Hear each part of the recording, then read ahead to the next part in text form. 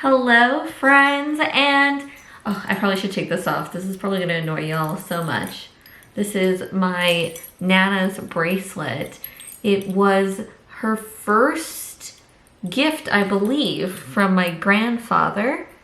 When they started dating, you can't really see it, but it's like engraved February 14th, 1963. So I love this bracelet, but it does jingle quite a bit. So let's take this off.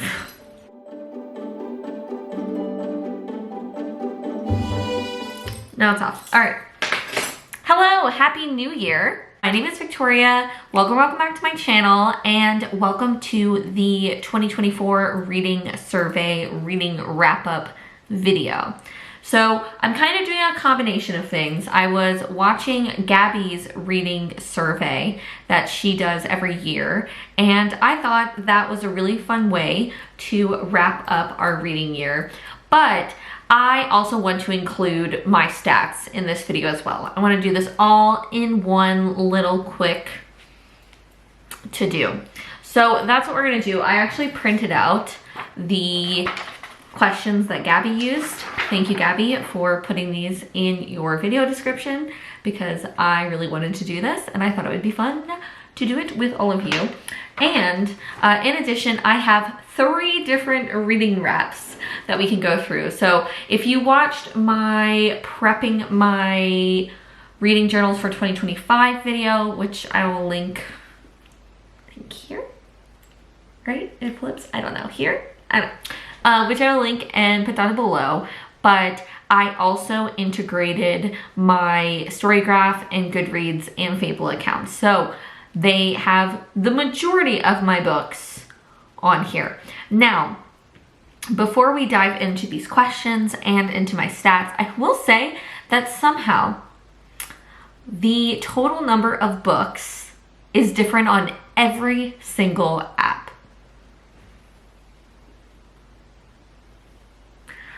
I don't know. I did my best, and we're going into 2025 where it's all going to be correct, but for total number of books, I'm going to use StoryGraph's number, because StoryGraph was what I was using most throughout the year. That was what I was primarily using.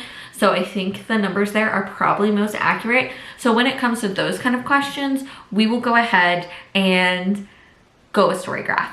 But with that in mind, let's go ahead and jump into our 2024 reading survey, which I'm so excited about. This is such a fun way to like wrap up the year. So let me pull up my StoryGraph. So the first question on the 2024 reading survey is, how many books did you read in the year of 2024? According to StoryGraph, I have read 106 books in this year, which is like over 140% of my goal, because my goal for 2024 was reading 75 books. For our most read genre, according to StoryGraph, my most read genre is fantasy, followed up by romance, and then mystery, which this is kind of interesting because I think I've read a lot of books that have these different elements. So like if I pull up my GoodReads, I also believe this is true. Like through the rest of them, I will say like I'm not shocked that fantasy is my highest rated genre. And then like romance and mystery, I think, are often blended in to one another. So a lot of the books that I've read are like a fantasy romance. They're a fantasy romance with a mystery. They're a mystery with a romance. So like I haven't read a lot of just straight romances or straight mysteries, but they're all kind of bundled in together. And that's where I think that genre is coming through. Now, going with our next question is the shortest book that I read. And I will say, at least these are all the same on every single one.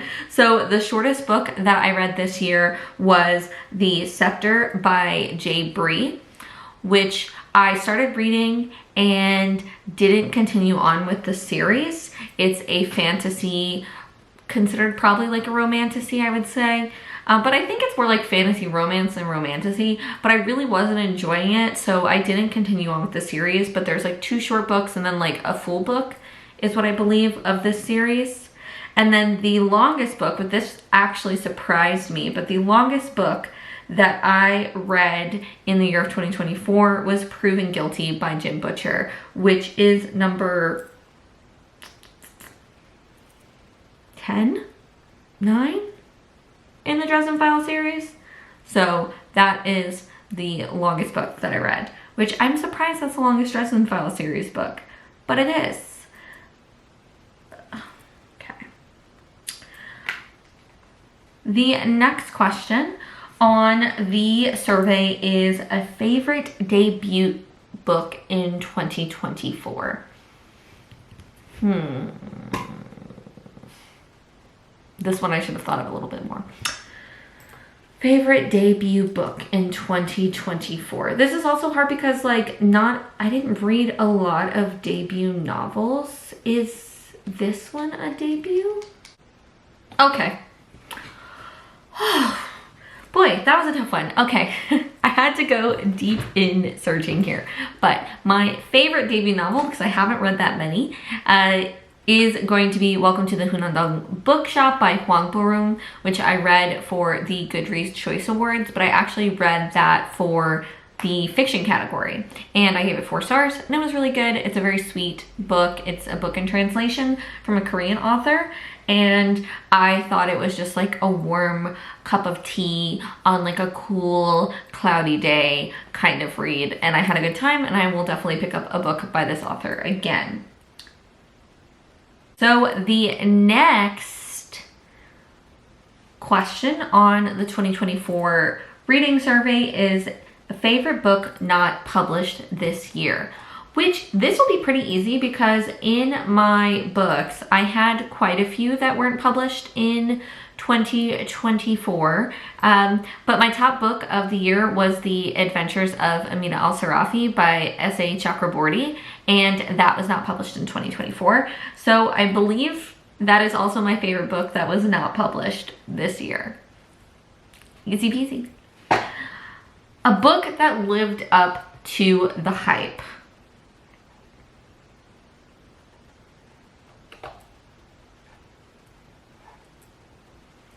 A book that lived up to the hype.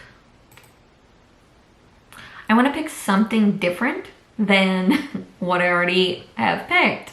So, a book that lived up to the hype. A book that lived up to the hype, I'm actually going to pick a nonfiction for this one. I'm going to pick The Bookshop, A History of the American Bookstore by Evan Friss. This book was in my top 10, my only nonfiction in my top 10, and it won the GoodReads Choice Awards for Best Nonfiction, and I thoroughly enjoyed it. I gave it 5 stars. And I would definitely consider like picking it up again and reading certain chapters because I really loved it. It's a lot of history about bookstores, a lot of history about bookstores that had a big impact on readers across the United States and just how we acquire books, and I thought it was a really cool book. A book that did not live up to the hype. Easy. I don't even need to think about it.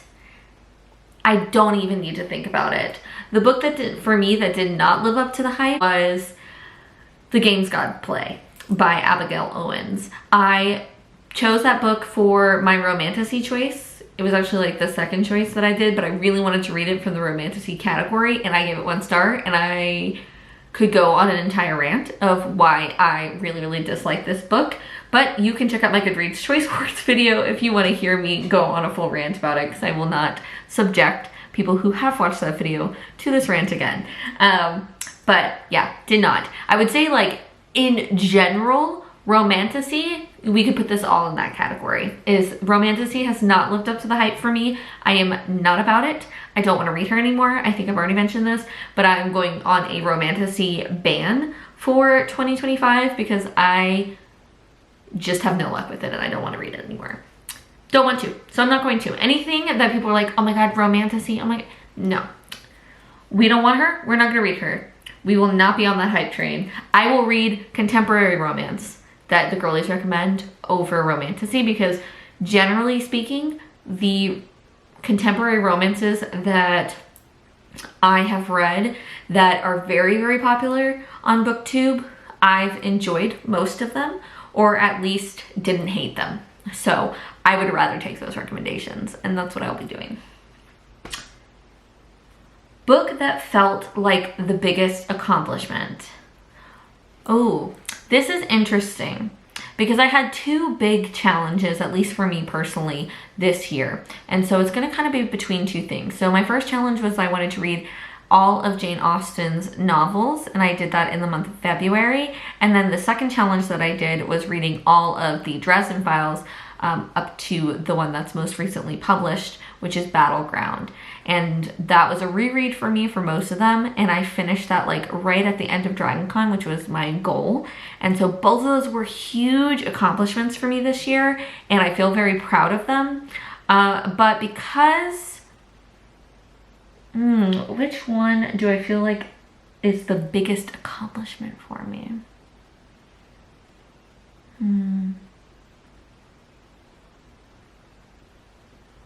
I'm gonna say the book that felt like the biggest accomplishment for me was Pride and Prejudice, because I tried to read in Pride and Prejudice multiple times throughout my reading journey and was never able to get through it. And I finally read it this year and I absolutely loved it.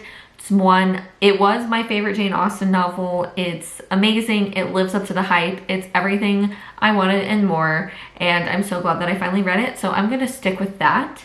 But I will also say that I feel very accomplished having reread all of the Dresden Files and finally am caught up, and I'm waiting patiently for Jim Butcher to put out the next novel.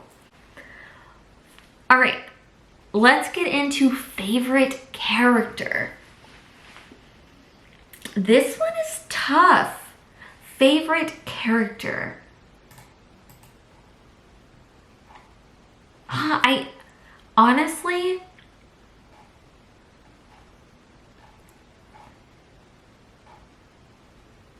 yeah, honestly, I think I'm gonna have to say Harry from the Dresden Files.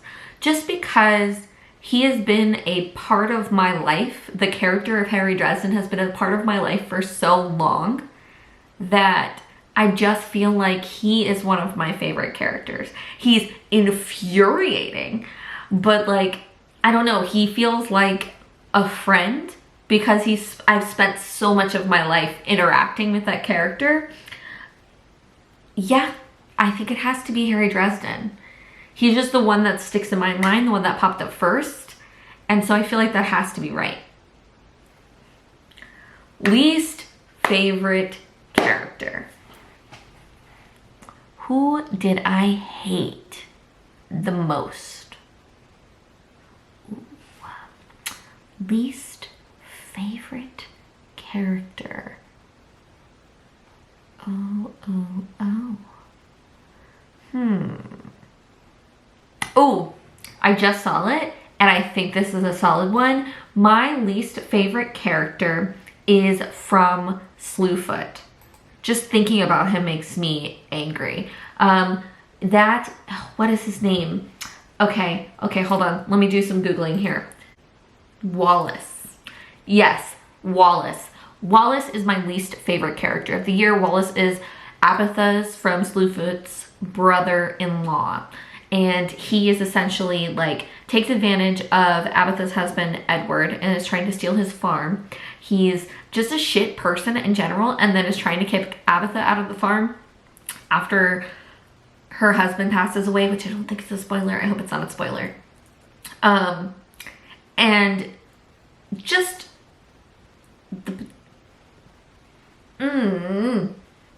no, that's it. Wallace. Clearly, he is my least favorite character. I wanted him to die the entire story. So, he is my least favorite character. He's the one that came to mind. Like, when I saw Slewfoot, I was like, yeah, that guy sucks.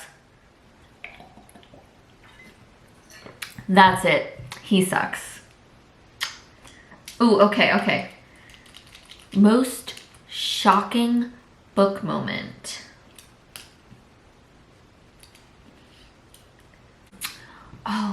Oh, I don't know, actually.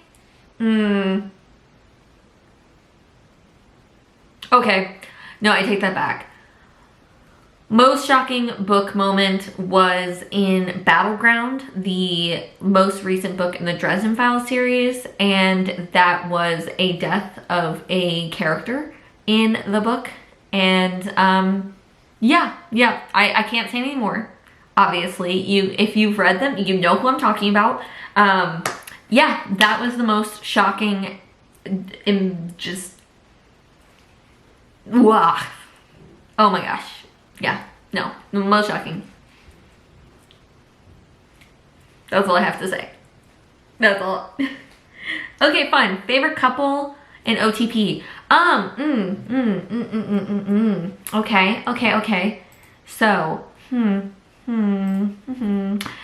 I feel like the obvious one, and this is so hard because the Dresden Files has so many books that like you're so invested, you know what I mean?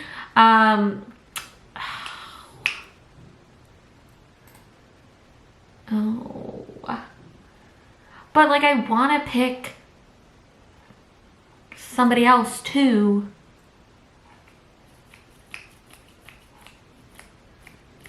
Because like I think, okay, walk with me for a second.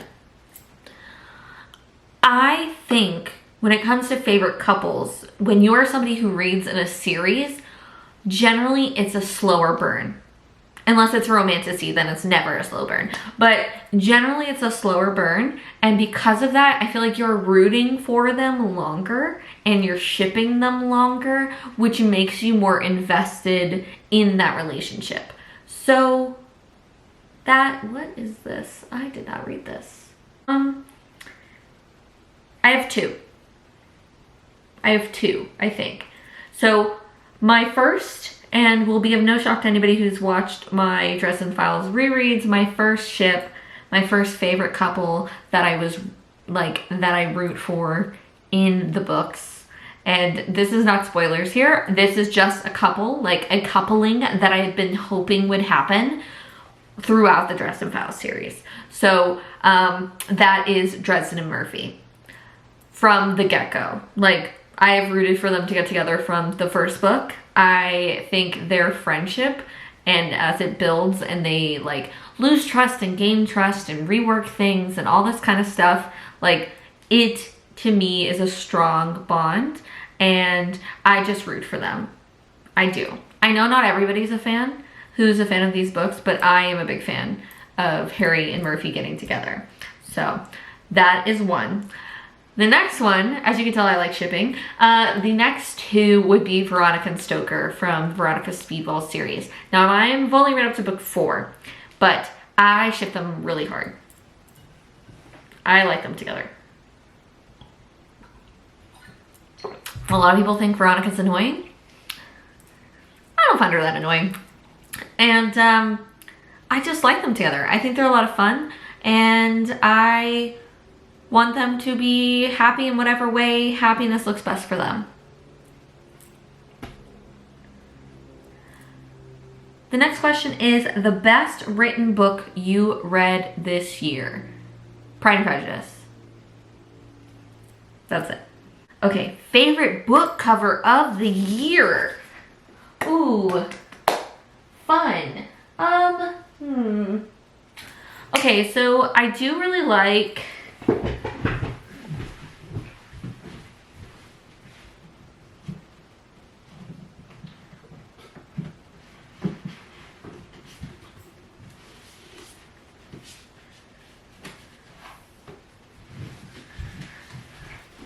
okay, I feel like these are all weird.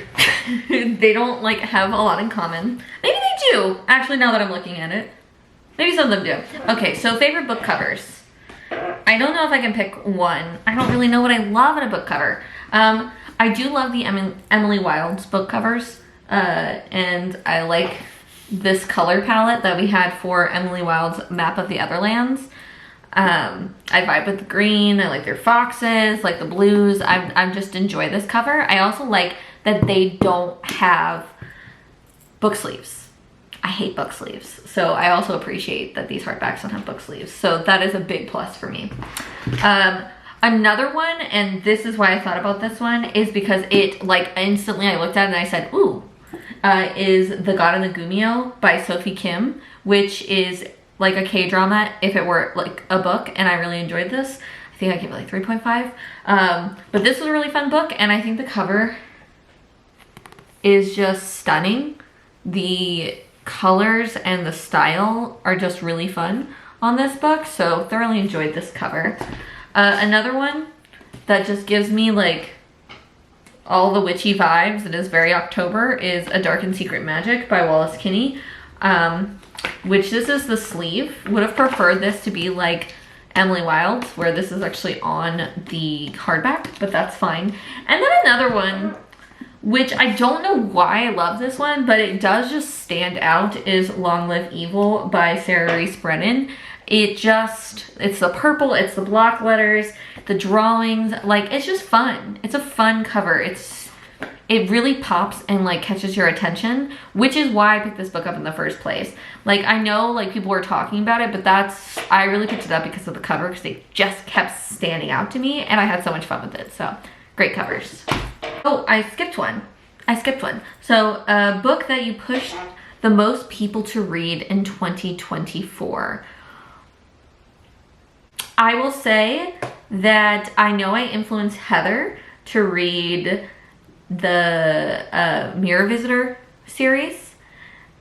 I know I pushed that a lot. What other book did I read that I like really harped on this year that I feel like I possibly influence people? I don't know.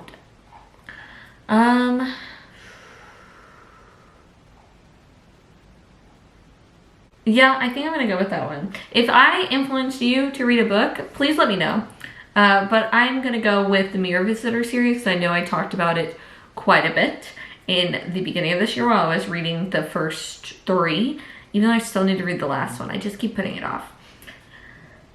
Okay, favorite book adaptation that I've watched recently. Favorite book adaptation.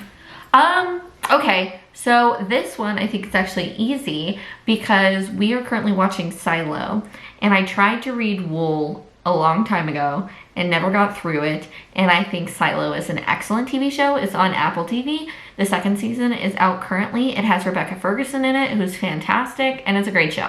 And I definitely think, for me personally, I like it a lot better than the book. Easy peasy, lemon squeezy.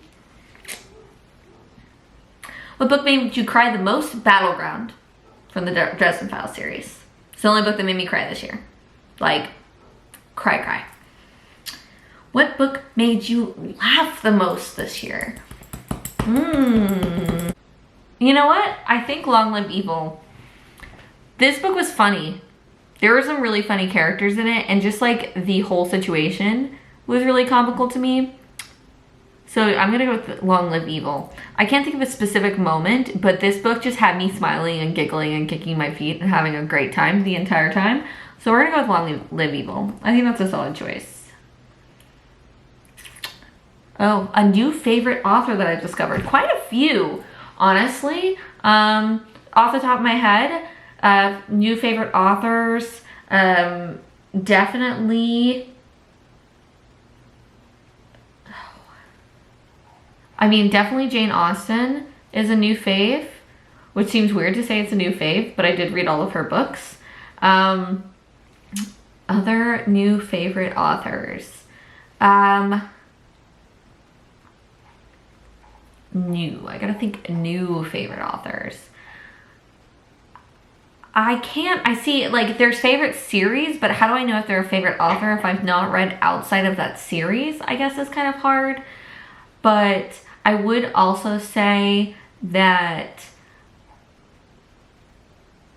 I'm enjoying Heather Fawcett's writing. I'm also really enjoying the writing of Deanna Raybourn. So I think like I'm enjoying those series. So right now they stick out to me. But to say like their new favorite authors is kind of hard. I think romance-wise, I would say that Abby Jimenez writing and care in her romances really was a strong pull to me, and so I could see her being like a favorite romance author for me going forward. But it's hard, like I said, because I am, oh, S.A. Chakraborty. Yes, S.A. Chakraborty, easy. I think she's a fantastic writer. I love The City of Brass. Obviously, The Adventures of Mina Sarafi is my favorite book of the year. So there we go. I was doing so much trying to explain this one. What is the best audiobook? Oh my gosh, this chair is so squeaky. What is the best audiobook that I listened to this year? I think the best audiobook that I listened to this year was probably Moon Called. So I listened to this recently. I got a deal on Audible, and Audible has these like dramatic readings of like with full cast and sound and stuff of some of the Mercy Thompson series, and I've been wanting to catch up with them and doing a bit of a reread, so I decided to listen to Moon Called that way, and I really had a good time because it is like listening to like a radio show, and I think that's really fun. And what is the best manga that I read this year? I actually will put this on to Fangirl by Rainbow Rowell. I recently read the first 3 of the manga that was adapted from the book, and I'm really enjoying it. I like it a lot. I'm still waiting for the final one. The library has it, but I'm waiting because it's on hold. So I won't get to finish the series yet, but I think that one sticks out to me the most. I haven't read that much manga this year, so I think that's probably the one that sticks out to me, so I'm gonna go with that one. Oh, that was fun. Okay. Now that we finished this reading survey, as I mentioned, I do want to go through my 3 reading wrap-ups so you can see what they look like and kind of the differences between StoryGraph, GoodReads, and Fable, because I think that's really fun. And if you're somebody like me who was using one and is debating whether you want to do multiple or if you want to move and migrate, I can tell you a little bit. You can see like the wrap-ups, and then you can also, I can give like a little overview of, as I've been using this, which ones are working for me. And I think I'm going to use all 3 this year because they all 3 have different things, which is unfortunate. But I'm hoping, because I have a reading journal now, that I'll be able to just like update. I might still use StoryGraph the most because I like the stats, and then just move it. Or maybe I should use GoodReads and then be able to import it each month, because GoodReads works both ways. I don't know. I haven't gotten that far yet. But okay, so let's just look at this. We'll start with StoryGraph, and we'll go to GoodReads, and then we'll end with Fable, because I think Fable has the most fun wrap for this year. So hopefully this is fun. So you can get this on the app. You can also get it on the web version as well. But I do think StoryGraph is right now with 106 books, because when I was going through my GoodReads to look at some books, I saw some books that migrated from StoryGraph to GoodReads that I have not read yet, that got moved to my read pile. So I think that's why GoodReads was slightly off. So we've read 106 books, as we said, across 38,673 pages. So my first book of the year was The Missing of Claire de Lune, which is, or Claire de Lune, I don't know, French speakers, let me know. Which is the second book in the Mirror Visitor series. And then my last book, which I finished today, was Snowed In by Catherine Walsh, which I was influenced by B from Just Be a Weird. And she had posted that she gave this a 4.5 stars. I gave it a 5-star. I had a great little time. I love that it took place in Ireland. I had so much fun. It is like a fake dating trope with the snowed in part really doesn't come in till like way later in the book, but it was a lot of fun. I like that it's an Irish little village. I thought the 2 characters had good chemistry. This is the second one in a companion series, but I like to live on the wild side and just read which books I want to read. So there. The mood graph, I don't really understand what this is, but your reading lighter books push the line up and darker books push the line down. Interesting. So like I said, this one is a lot more stat heavy. It looks pretty similar to what you see every time. So thrilling quests, follow cryptic trails of secrets, and indulge in cheerful amusements. The narratives flowed at a comfortable and engaging tempo. It does seem like December might have been my most read, which of course you can't see this on here. I can see it on my web page better. Like I said, 141% above my reading goal. And then as we talked about the survey here, you can see these stats that we talked about before. I do think this is a pretty good average length, 363 pages. And the amount of time it took me to read, sometimes I'm not always on par when I catalog these. So some of these aren't right, but they seem pretty on track. This is pretty obvious to me too. Jim Butcher being my number one for authors I spent the most time with 17 books, then Jane Austen, and then Deanna Raybourn. So that makes sense to me overall. And then a pretty good year, 3.91. I am sure this is going to change a little next year because I'm not going to be reading, you know, a huge series where I pretty much give most of the books at least 4 stars. But you can see here we have my 5-star reads, which I had a good amount, and you'll see a majority of these made it into my top 10. I did give Snowed In a 5-star, which was kind of fun to be my last book and just have like a nice little time with that. So I do like how they put those graphics on there. And then you'll see like 4 stars, again, seems to be my most common. I really do think the Dresden Files heavily influenced that.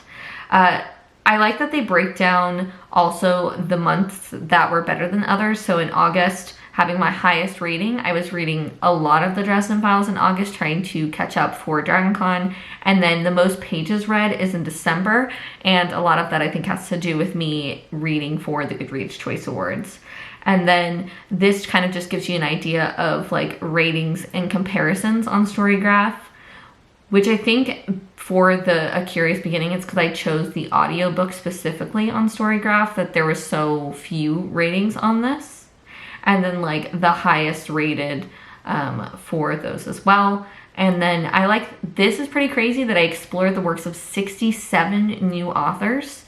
And I think that's pretty awesome. And then, of course, 65 out of my 106 books were part of a series, which doesn't surprise me. I am pretty committed to reading series. I like staying with characters longer than a single book, so that'll probably stay the same.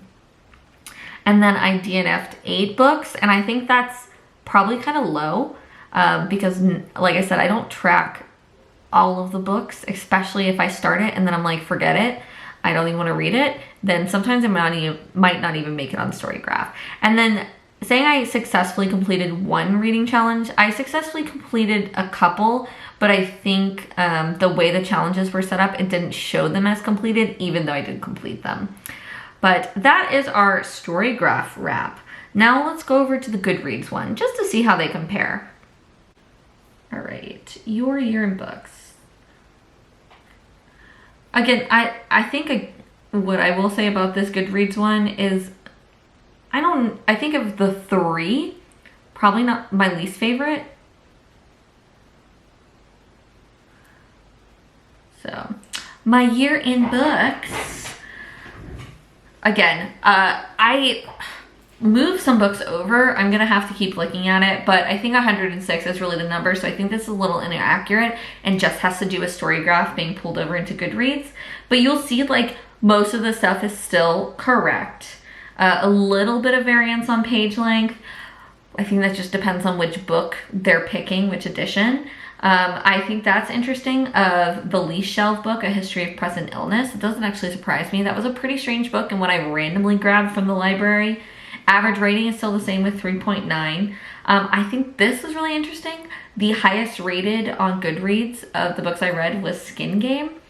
I did enjoy Skin Game a lot. I will say, like, from the Dresden Files series, it is a heist story, and I think that's why it's well rated, because it was a lot of fun. Just a little change of pace, but mine is still Ghost Story.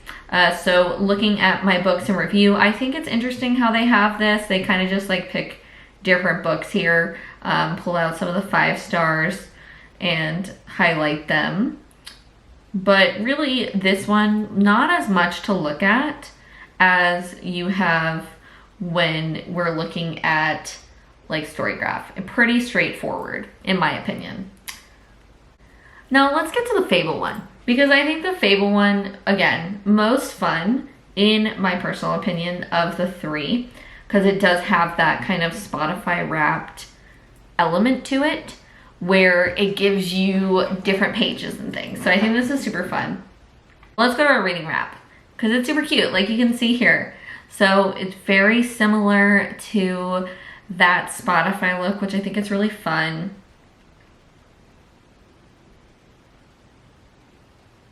And I like that you can keep updating and it will, like, the algorithm will pull in more things. So we can skip this. So it goes kind of slow. I don't like that you can't like toggle through it, but I do like that it can be updated, and I just think it's a really cute little thing to share. So I like how we give per quarter. So we kicked off with Dark Magic, Austin Charms, and Ocean Waves. I'm guessing that's from Crest of the Emerald Sea.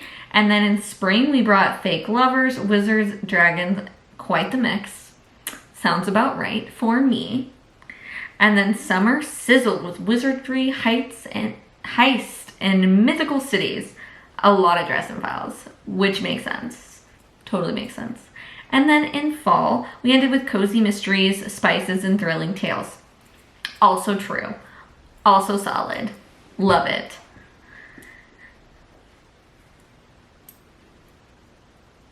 There's definitely a bit of like, I think we talked about this, the hot takes. Yeah, community average on Fable, 4.5 of the games gods play, and I gave it 1 star. And then found guilty of writing the hype train. The love hypothesis, did not enjoy it a lot. So I was on the train, but I didn't enjoy the ride.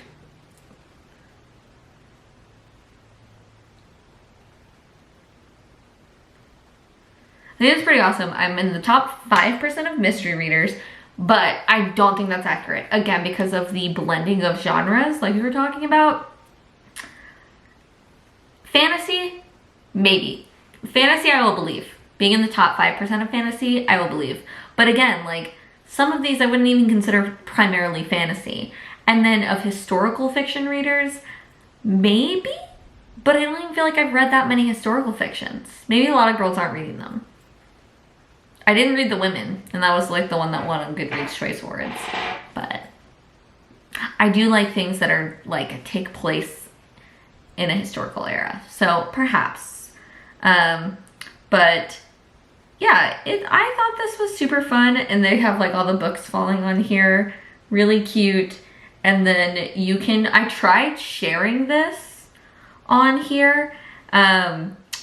The book images weren't coming up, which kind of sucked, but I thought they were super fun. I like that you can share individual pages, you can share the whole thing. I think it's a really fun version of the reading wrap up, and it gives you just like that different vibe. I am really enjoying Fable overall, and I like being able to do the book clubs here. So those are our 3 reading wrap ups. The sun is starting to go down. We're getting into the New Year's Eve evening. So I think I'm going to end this vlog here and this video here.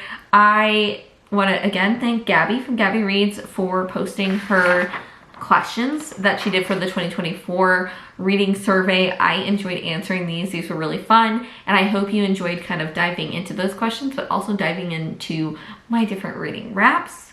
If you're making a 2024 reading survey video or just want to share some of your stats with me, feel free to drop them down below. I'd love to hear it. Love to watch your videos. And if you enjoyed this video, feel free to give it a thumbs up. And if you want to stick around for more bookish and nerdish content, feel free to subscribe. I upload every Wednesday and most Sundays. And until next time, I hope you read a good book. I hope you find some joy. Most importantly, I hope you do something to make the world a better place. And Happy New Year!